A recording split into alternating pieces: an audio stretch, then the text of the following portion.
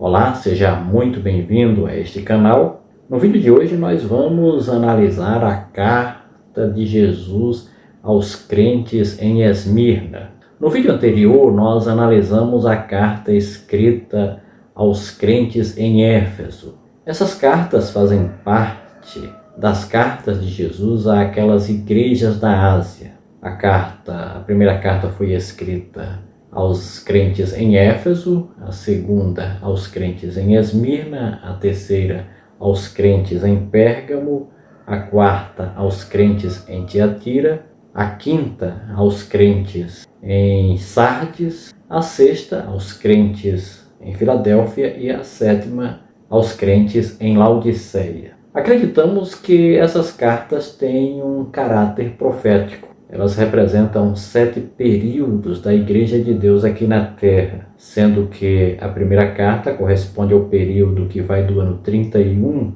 até o ano 100. Esta é a carta escrita aos crentes em Éfeso. A segunda carta, que é a carta escrita aos crentes em Esmirna, corresponde ao período que vai do ano 100 até o ano 313. A terceira carta, que foi escrita aos crentes em Pérgamo, corresponde ao período que vai do ano 313 até o ano 538. A quarta carta, que foi escrita aos crentes em Tiatira, vai do ano 538 até o ano 1517. A quinta carta, que foi escrita aos crentes em Sardes, vai do ano 1517 até o ano 1798. A sexta carta, que foi escrita aos crentes em Filadélfia, vai do ano 1798 até o ano 1844.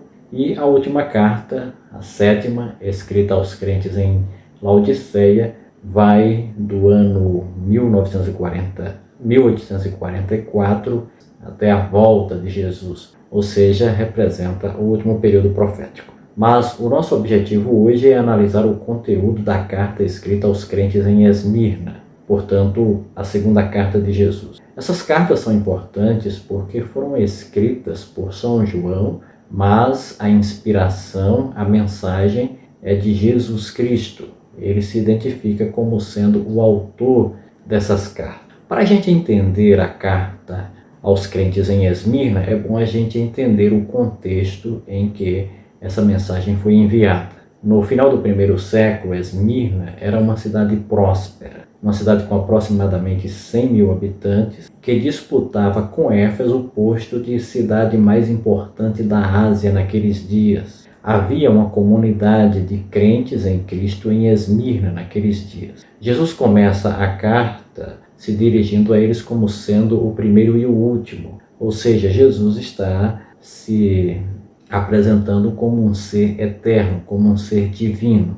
A outra mensagem é que Jesus se identifica como sendo aquele que morreu, mas que está vivo, se identificando como alguém que tem poder sobre a morte. Mas a mensagem também deixa bem claro a condição material e espiritual dos crentes em Esmirna. No verso 9, Jesus Cristo diz que os crentes em Esmirna eram pobres, mas eram ricos. Pobres do ponto de vista material e ricos do ponto de vista espiritual. A pobreza material dos crentes em Éfeso é compreensível. Eles não tinham boas relações com os habitantes de Esmirna, que tinham boas relações com os romanos, portanto cultuavam o imperador, eram idólatras, e isso tornava as relações difíceis entre quem se convertia a Cristo, quem se tornava crente em Cristo, e os demais habitantes de Esmirna. Isso trazia algumas dificuldades de relacionamentos e, portanto,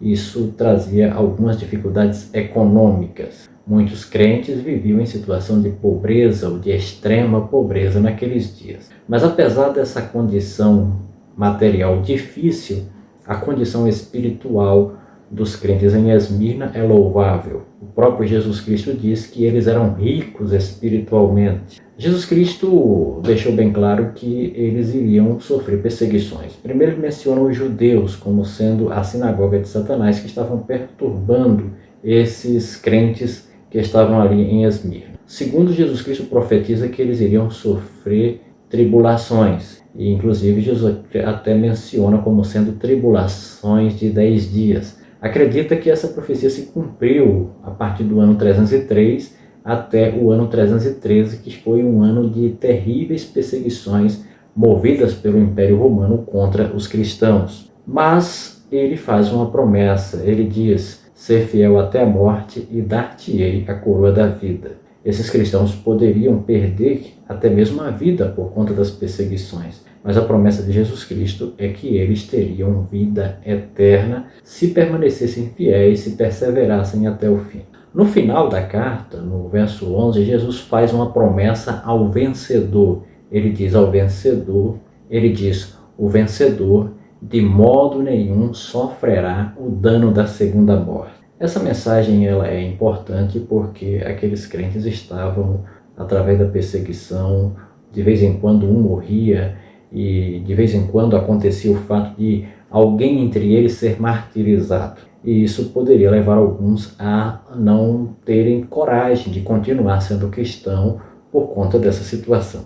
Mas quando Jesus Cristo diz que o vencedor de modo nenhum sofrerá o dano da segunda morte, eles entenderam muito bem essa mensagem. Por que devem ter entendido essa mensagem? Porque na Bíblia, a primeira morte é aquela morte que todos nós experimentamos. É a morte que vem como consequência da doença ou do envelhecimento. Jesus Cristo prometeu que todos iriam ressuscitar. Ele mesmo disse, isso está registrado em São João, capítulo 5, versos 28 e 29, em que virá a hora em que todas as pessoas que se acham nos túmulos ouvirão a sua voz e sairão. Os que tiverem praticado o bem para a ressurreição da vida e os que tiverem praticado o mal para a ressurreição do juízo. Esta é uma promessa feita a todos, tanto os maus como os bons irão ressuscitar, irão sair da sepultura. A morte não é o fim.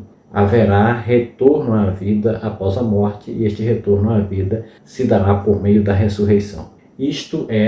Esta é a promessa de Jesus Cristo. Mas no Apocalipse fala-se de outra morte, que é chamada de a segunda morte. E essa segunda morte no Apocalipse é o lago de fogo. Essa segunda morte é definitiva, é para sempre. Ela irá constituir no aniquilamento dos maus, no aniquilamento dos ímpios. E a promessa de Jesus Cristo aos crentes em Esmirna é que o vencedor, aquele que permanecer fiel a ele até o fim, não sofrerá o dano da segunda morte. Como podemos aplicar essa mensagem à nossa realidade? A realidade é que nós não devemos temer ao sofrimento, não devemos temer à morte. E a mensagem que Cristo tem para nós é idêntica. O que precisamos é ser fiel até o fim, ser fiel até a morte. E devemos viver como esses crentes viviam, com a certeza de que ao vencedor, aquele que permanecer até o fim, o dano da segunda morte, o lago de fogo,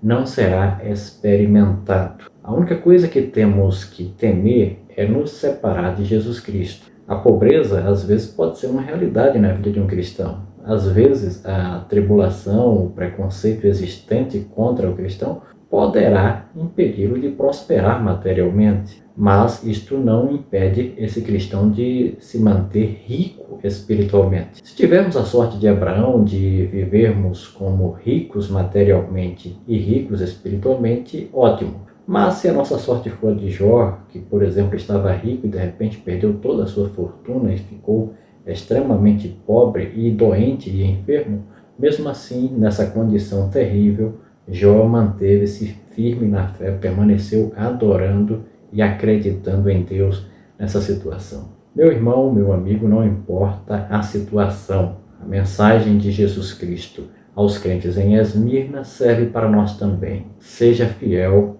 até o fim, seja fiel até a morte, e a promessa do Senhor Jesus para você é: dar-te-ei a coroa da vida eterna. Que Deus te abençoe. E se essa mensagem, se essa reflexão foi importante para você, curta, compartilhe, se inscreva no canal e contribua, fazendo com que essa mensagem possa alcançar outras pessoas também. Até o nosso próximo vídeo.